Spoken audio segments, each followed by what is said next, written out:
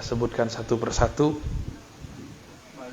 Kami bukan juga orang yang orator kayak Abu Yamul. Jadi kalau ceramah modeliku aja sarunya.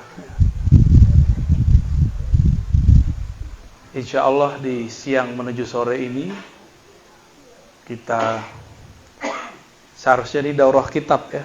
Cuma karena waktu pendek. Kalau daurah itu nanti mungkin kawan-kawan di madrasah bisa ngobrol dengan kawan-kawan di MTI pasti ya. Itu gimana cara buat daurah ya, supaya apa yang disediakan, kitab apa yang dibaca, nanti kami pun akan buat. Insya Allah besok kita ke Al-Manar ya. Besoknya lagi ke Parabe dan Pasya, itu ngaji kitab. Cuma karena waktu tidak cukup, kitab nanti dalam dado aja lah. Al-ilmu fis sudur la fis sutur. Kok ya oleh ado kitab, kok hendak kita minta kepada Allah Subhanahu wa ta'ala. Maka lebih khusus untuk kajian kita siang hari ini kok, mari membaca surat Al-Fatihah. Iya, kenapa ya?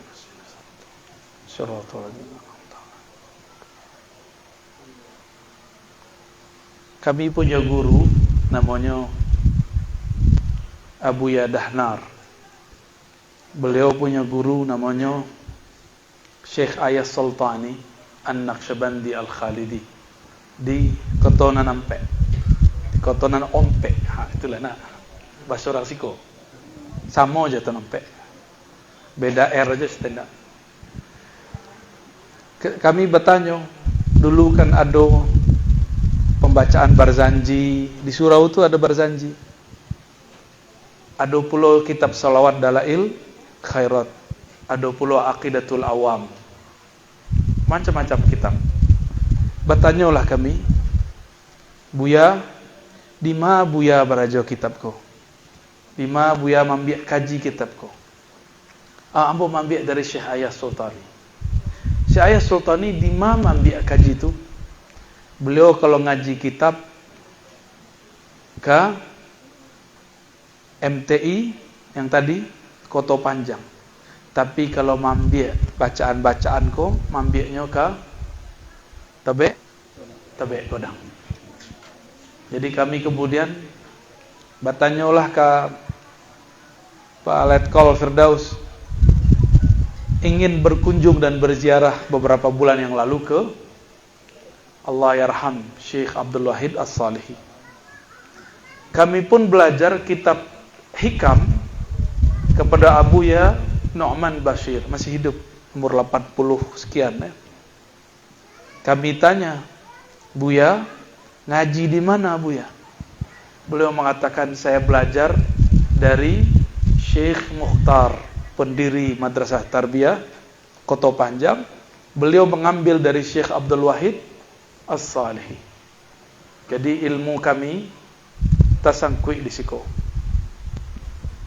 Sanad kami jalurnya lewat Syekh Abdul Wahid As-Salihi ya. Jadi kalau kami ngajar kitab di luar, itu Fatihah aja sampai ke beliau. Tapi kami tidak tahu apakah di siko masih orang mengaji kitab itu atau tidak ya. Ambo berharap tidak menggurui Buya para satis tadonyo di Pulau Jawa. Pesantren itu yang dikenal gurunya membuat pengajian di rumah atau di masjid, bukan hanya di kelas. Sebab sebagai contoh kitab Aqidatul Awam, si imamnya mendoakan siapapun yang melihat dan membaca dan mengkhatamkan. Berarti kalau tidak khatam, sampai barokahnya, itu barokahnya sejauh mana dia membaca. Tidak usah membayangkan pesantren itu bangunannya harus megah. Kami pun sudah bercerita tadi di MTI Koto Panjang. Kan jatuhnya anak di situ ya. Itu anak madrasah, anak intelektual, anak spiritual.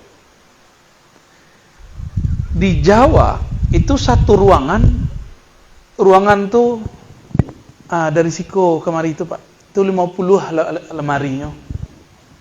Tidak ada orang lalu di situ. Di mana orang lalu? Di masjid. Kadang di emperan masjid. Itu di Pulau Jawa. Itu pesantren baju. Ya. Ambo karena mindset dulu pesantren itu harus ada asrama dan kasur. Kami masuk ke beberapa pesantren. Melihat begitu nggak jadi masuk pesantren. Salah faham. Dikira pesantren itu tempat tidurnya enak. Kalau di Pulau Jawa, selain pondok pesantren modern, itu diajarkan santri-santri hidupnya sederhana. Sebab hidup berpesantren bukan hidup enak-enakan. Ya. Tapi pengajian tidak pernah putus. Itulah spirit magnet yang dicari di satu pesantren. Maka di pertemuan terakhir beberapa bulan yang lalu kami menyarankan, bukan ingin menggurui. Hidupkan majelis baca kitab. Dan itu bergilir terus. Itu lebih hebat, itu proposalnya langsung ke langit. Kalau cuma mengikuti ya ala Kementerian Agama, Kementerian Pendidikan, letih dengan borang dan borang, ya nak?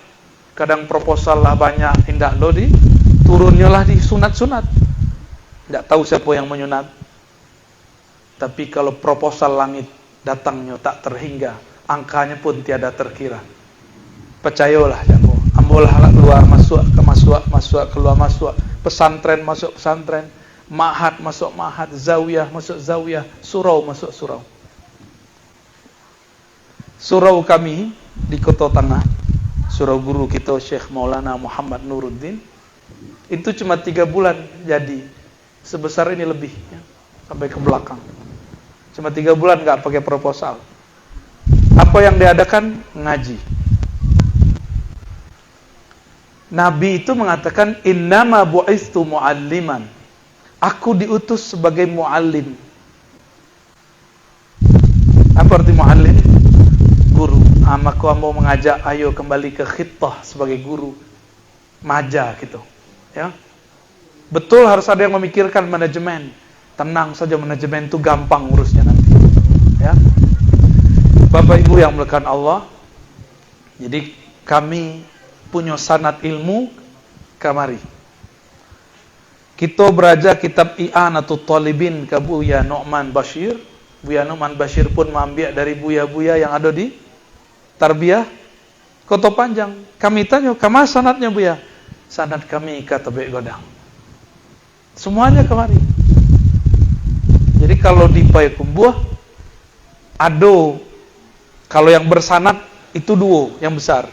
Nanti beliau yang lebih paham nih, Abuya Apriya Putra. Ciele di Almanar. Almanar itu lebih tua dan syekhnya juga lebih tua. Umurnya berapa Bu ya? Syekh Abdurrahman. Surat 30 meninggal. Tahun berapa tuh? 1899. Berarti beliau dari tahun 1700-an. Sudah jadi ulama baru berangkat ke Mekah. Nah, ini beda orang dulu sama sekarang. Dulu sudah matang akidah Ahlussunnah baru berangkat ke Timur Tengah. Kalau sekarang lagi cari-cari, mencari di mana pas. Jadi ketika berangkat, pegangan belum lengkap. Ketika tiba di situ, Al-Azhar mengajarkan apa, inyo akidahnya lain pulau. Ya, itu kejadiannya gini. Ya, itulah yang ramai gini di kampung awak. Ya, ramai gini di kampung awak. Tapi Allah berkehendak lain. Ada orang tak perlu ke Timur Tengah. Orang Timur Tengah yang datang ke inyo. Ya. Ada orang tak perlu ke Timur Tengah, gak ketemu orang Timur Tengah. Buya-buya kita dulu baca kitabnya lebih lancar daripada kita nanti di kampus. Ya enggak? Awalnya di kampus, inyo baca kitab tidak pernah ke kampus, tapi lebih bagus baca kitabnya daripada kita. Itulah buya-buya kita dulu. Bapak Ibu, kembali kepada agenda kita pada sore ini. Nabi menyebutkan dirinya innama bu'istu mu'allima. Iko jarang hadis dibaca orang. Yang sering dibaca innama bu'istu liutammima makarimal akhlak. Nah, mau tanya, siapa periwayat hadis itu? Ustaz, Buya. Innama bu'istu liutammima makarimal akhlak. Siapa periwayat hadis itu? Dari ketek itu bara Jawa. Kecek Buya dulu tuntutlah ilmu dari liang dari kironya ndak hadis pula itu dah. Dari buayan sampai liang lahat. Lepas tentu ilmu tu nak. Kecek orang ko hadis, betul dah hadis. Kalau nak beko dek kelompok seberang, kita diserang lagi. Ya. Iyo, orang maulidan tu hadisnya palsu. Nah, apa jawabnya kira-kira? Ada yang tahu nak? Siapa periwayat hadis tu? Kalau ada bagi kok. Saya sudah mengaji. Saya tahu. Hadis itu riwayat beberapa imam. Imam Malik, Imam Ahmad, Imam Tabrani, Imam Al-Baihaqi. Di Imam Ahmad ada kalimat masalihil akhlak. Ada lafaz juga mahasinul akhlak di Muwatta. Ya, kalau diterjemahkan sama. Tidaklah aku diutus kecuali untuk membaguskan akhlak.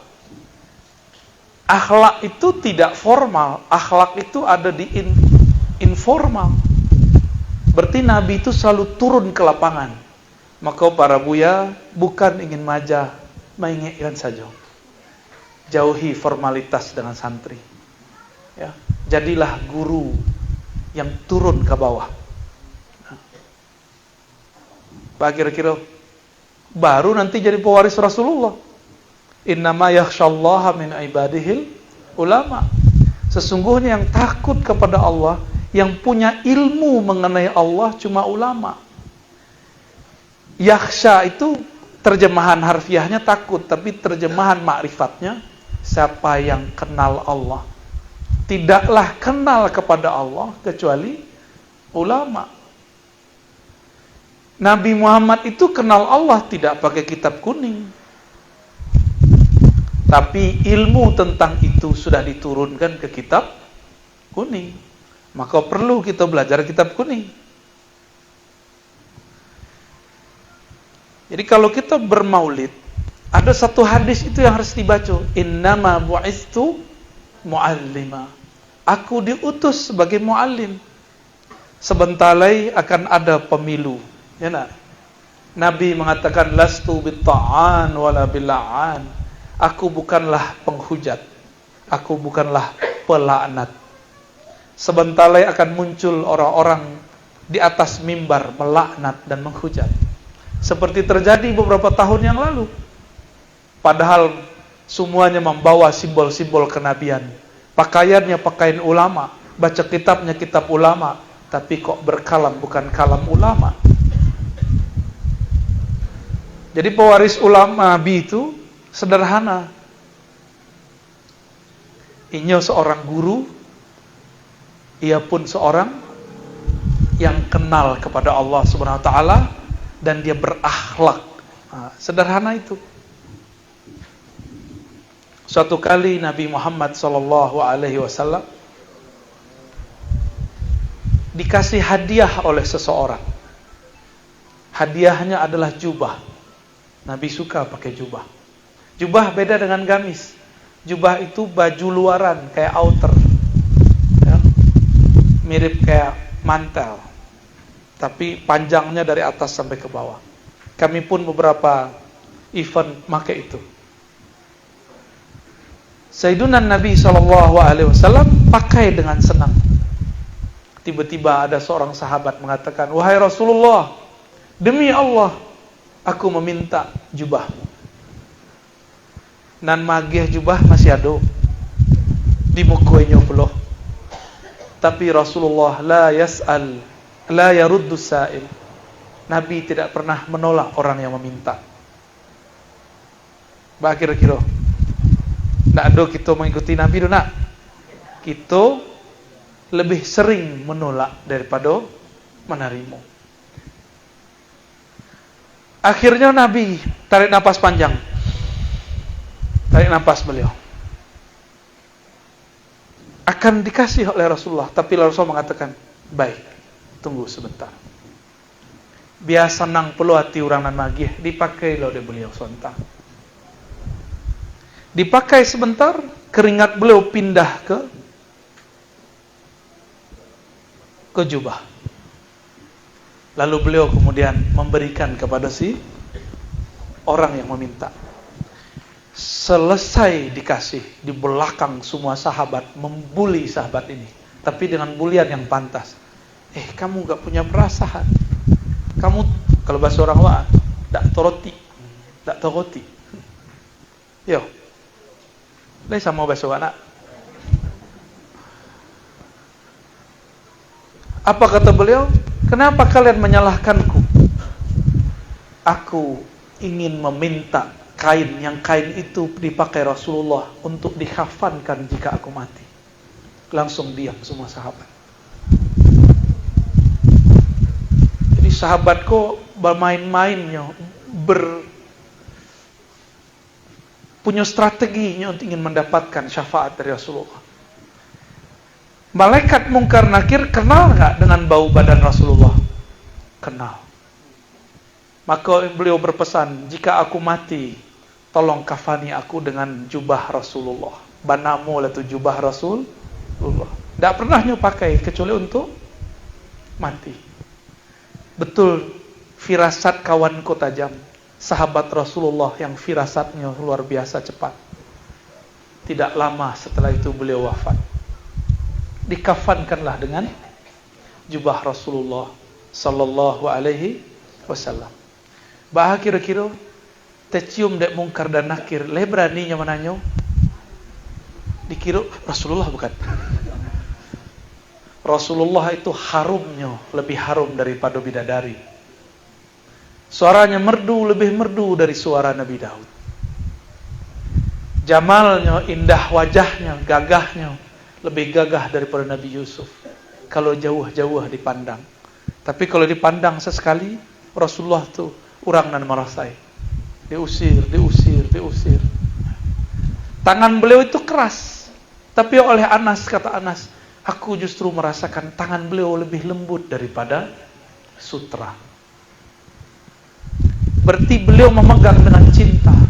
Nampak ada Abu Lahab, Nabi Muhammad tu orang ketik kegadang-gadaan. Tapi nampak dia orang Madinah, Nabi Muhammad tu bukan seperti itu. Karena cinta. Jadi kadang-kadang kita mengaji elo-elo. Kecek kawan, Ar-Razi sudah berdongeng ria. Berang wa, tak usah wa berang. Dituduhnya begitu berkhurafat, ahli bid'ah, terserah. Kita bersaksi di hadapan Allah. Tiada amal yang kita amalkan, tiada hadis yang kita sampaikan, kecuali ada dalil dan hujahnya. Itu kalam Al-Imam Bukhari. Ambo ulang beliau. Imam Bukhari ditanya mengenai amalnya. Apa kata beliau? Tidaklah aku mengamalkan sesuatu. Ma amiltu syai'an illa a'dadtu 'inda rabbi hujjatan. Tidaklah aku melakukan sesuatu kecuali aku siapkan di sisi Allah hujahnya. Kira-kira satu kali Nabi duduk-duduk modeliko. Tiba-tiba beliau mau meludah. Beliau meludahlah. Tapi air ludah beliau tiada yang jatuh ke lantai. Hadis Sahih Bukhari. Kama apainya? Disambut oleh para sahabat. Kemudian mereka usapkan ke wajahnya. Sebab sahabat tidak bisa mengakses Nabi seperti Ummu Sulaim, ibunda daripada Anas ibn Malik. Anas ibn Malik bisa mengambil keringat Nabi. Tapi para sahabat tidak bisa. Mereka mengambil itu. Suatu kali datang orang-orang Yahudi kepada Rasulullah bertanya, wahai Muhammad, apakah 10 perintah Allah? Lalu dijawab oleh Nabi persis seperti dalam Alkitab. Mereka langsung bersyahadat asyhadu alla ilaha illallah wa annaka Rasulullah. Cium tangan Nabi lalu kaki Rasulullah sallallahu alaihi wasallam. Itu sahabat tuh. Kira-kira syirik tak? Syirik tak? Kecek buya di luar, cium tangan tu syirik. Menyembah kepada selain Allah. Bah kira-kira awak punya guru matematika, bacium tangannya. Nah, iko guru na mengenalkan kepada Allah, kau tidak bacium tangannya.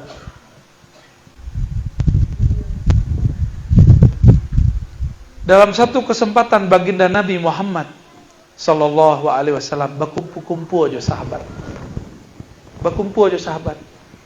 Kiranya ditanya sahabat tu ahlu suffah, santri suffah. Nabi cuma punya satu bangunan namanya Masjid An-Nabawi. Bangunan model kula gagah bana aku buya. Kula gagah bana aku. Ya, di masa Rasulullah ndak dulu. Dakwah beliau ke alam semesta. Ditanya oleh santri beliau, Abu Hurairah, akalta? Belum 2 hari, wahai Rasulullah. Ditanya oleh sahabat di sudut, akalta? La ya Rasulullah. Kalau kita sama miskin-miskin awak, makan 3 kali jo sehari. Yo. Sama miskin-miskin kita punya 2 onda, di rumah 2 atau 3. Sama miskin-miskin awak punya kulkas, rancak belum. Semiskin-miskin kita masih bisa pasang status di Facebook. Yo. Rasulullah punya sahabat, mereka menghabiskan uangnya untuk jihad. Maka Nabi tidak bisa memberi mereka makan. Bukan Nabi itu miskin, tapi Nabi habis mengirim sahabat berperang. Perang itu biayanya mahal. Untuk buat pedang cie itu mahalnya bukan main. Tanya kepada Pak Letkol ya, Pak Polisi. 1 peluru itu mahal, ya nak? 1 pedang yang bisa dipakai perang itu mahal. Belum lagi biaya logistik. Akhirnya Nabi habis hartanya untuk berperang. Karena habis berperang, sahabat-sahabat kemudian kelaparan. Akhirnya Nabi kemudian mengatakan, wahai sahabatku, ya, adakah kalian punya makanan? Adalah seorang sahabat berkata, kami punya wahai Rasulullah tapi cuma segini. Sepiring. Urang 40 orang. Apa kata Nabi? Kini kita buat sip-sipan. 5 orang masuk. Maka disuruh orang tu keluar. 5 orang masuk makan yang sepiring tadi. Selesai suruh keluar. Suruh masuk 5 lain. Terus dan di piring tu nak habis-habis tu. Hadis riwayat Imam Tirmizi dan hadisnya sahih. Jadi beliau kalau sudah kepepet, beliau tidak lagi proposal bumi, langsung proposal surgawi. Karena kunci surga ada di tangan beliau, di jari-jarinya. Maka beliau ambillah makanan itu dari surga, diturunkan ke bumi. Nanti ada masuk imam akhir zaman, pewaris mutlak beliau akan melakukan hal yang sama.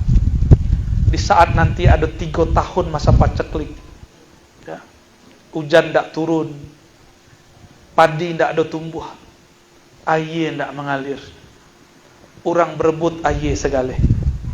Air segaleh itu bisa 10 orang minum, dan bisa bunuh-bunuhan sebelum minum. Maka sebelum masuk itu datang, jangan sembah air, sembahlah yang menciptakan air. Air itu menyegarkan, tapi Allah lah yang menciptakan kesegaran di dalamnya. Sembahlah Allah yang menurunkan air. Maka orang-orang yang mengenal Allah nanti, mereka ambil jalan pintas. Ya Allah, kami tahu yang menyegarkan bukan air, Engkaulah yang menyegarkan. Itulah inti surah Al-Waqiah. Kami tahu bukan nasi lah yang mengenyangkan, Engkaulah yang memberi kenyang. Kenyangkan kami, dipegang perutnya langsung kenyangnya. Ada masuk nanti itu. Kalau kini mumpung masih bisa makan, makanlah. Tapi sebelum makan, katokan dari badan kepada nasi. Wahai badan aku, itu adalah ciptaan Allah. Jangan engkau bergantung kepada nasi. Bergantunglah kepada Allah Subhanahu wa ta'ala. Maka nanti sasuak saja kita kenyang. Kadang sabijo kenyang. Lah pernah coba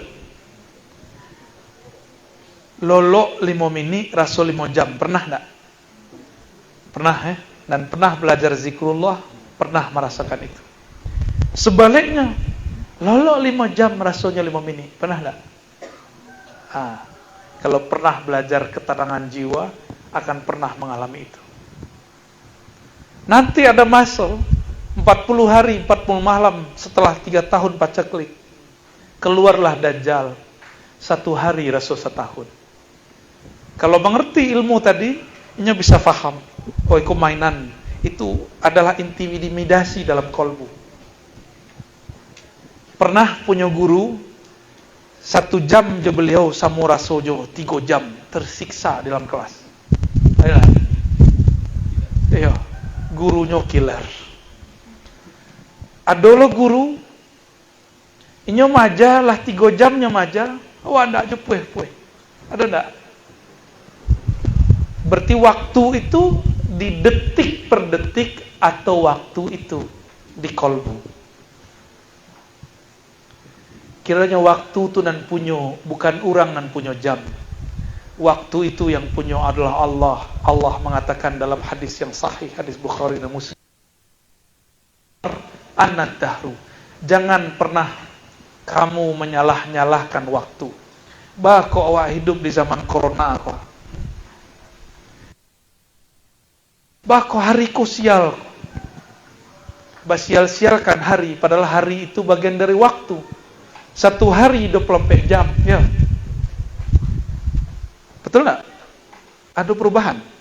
Kalau di Siko berapa jam 1 hari? 1 hari semalam. Di samu, ale samu bumi ya.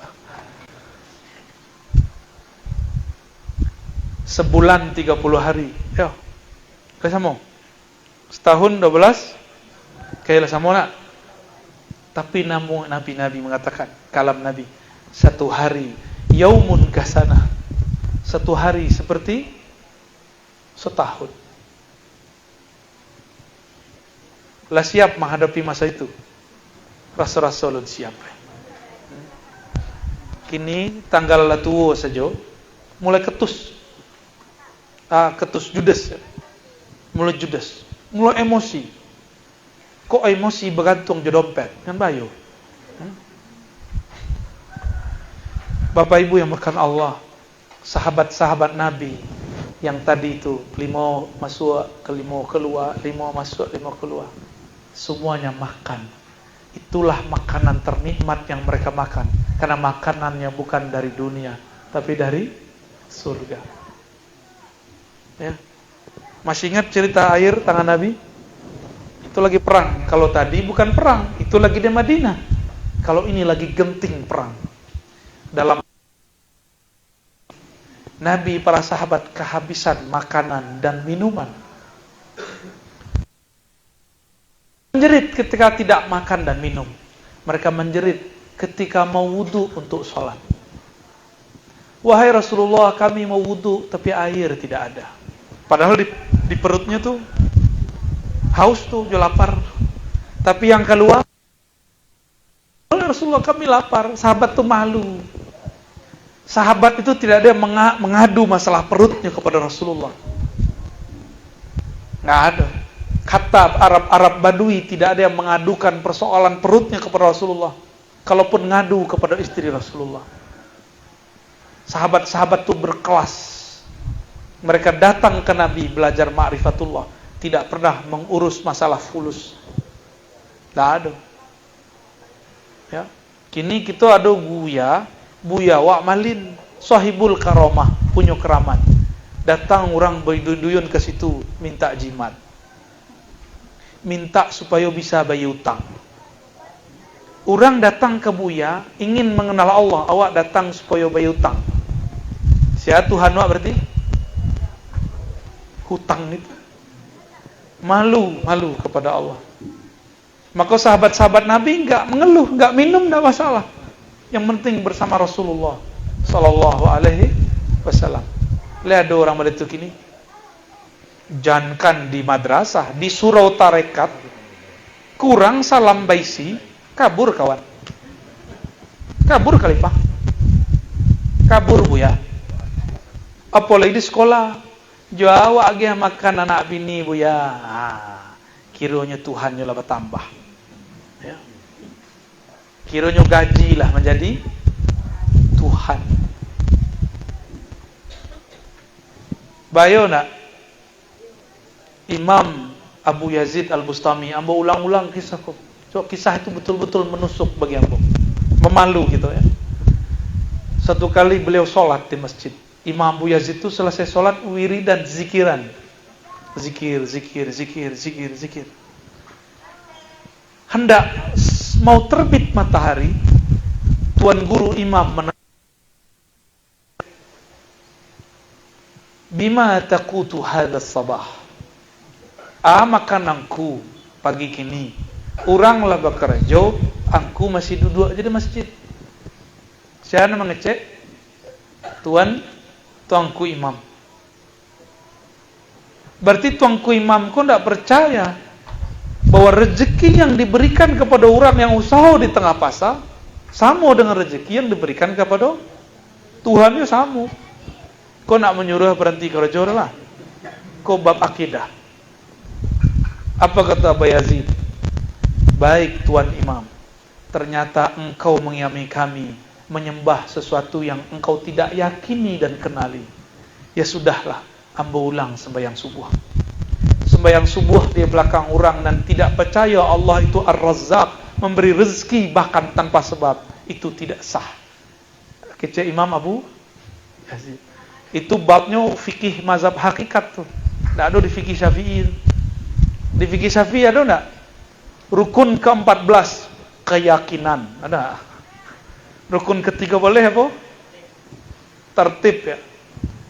So fikih tidak merusi kolbu. Maka banyaklah ahli fikih zahirnya soleh, batinnya rusak.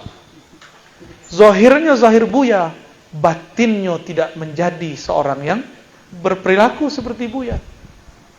Zahirnya memegang tasbih, batinnya melayang kemana. Ya, itu terjadi. Maka sahabat-sahabat, saudara-saudara yang makan Allah, untuk meyakinkan itu, Abu Yazid kok punya murid banyak. Di antara murid-muridnya itulah yang mengajarkan kemudian yang kita pelajari di sekolah sifat 20. Tapi sifat 20 itu kini diarahkan untuk perdebatan Mu'tazilah Qadariyah. Padahal perdebatan sifat 20 bukan itu. Belajar sifat 20 itu untuk mengenalkan diri kepada Allah yang punya sifat sempurna. Supaya beko ndak bertanya lo lai. Awak lah doa sekian tahun buya. Bako ndak dikabulkan juga. Lai terdengar dia Allah ndak. Ada orang mengecek mana itu nak? Banyak orang mana itu? Banyak. Ya. Sangat-sangat banyak. Ada tanya jawab, Pak? Terakhir mau sampaikan. Nabi Muhammad 13 tahun di Madinah, di Mekah. Tapi di riwayat Imam Tirmizi disebutkan 10 tahun di Mekah, 10 tahun di Madinah. Ada beberapa versi riwayat. 10 tahun Nabi di Mekah, apa yang Nabi pikirkan? Nabi tidak pernah mengajak umat untuk langsung sembahyang. Jadi 10 tahun itu tidak sholat. Cuma mengenal siapa yang akan disembah dalam sholat. Pesan ambo kalau kita ingin mengenal Rasulullah, kenali pula sejarah beliau mengajari umat. Jadi ajari anak-anak kita mengenal Allah, sehingga nanti menyembah Allah tanpa perlu diancam. Ya. Jadi orang-orang yang belum kenal Allah, ini perlu diancam untuk sembahyang. Perlu ada lidi, perlu ada rotan. Tapi kalau sudah kenal Allah, perlu enggak ancaman? Enggak, ya. Anak-anak kita kok sekolah apa kok masih susah dibangunkan? Sebabnya menganggap sekolah itu kewajiban, bukan kebutuhan. Tapi kalau sudah kebutuhan, celiklah Bapak Ibu, nalah telat, enggak pernah pesantren. Ya.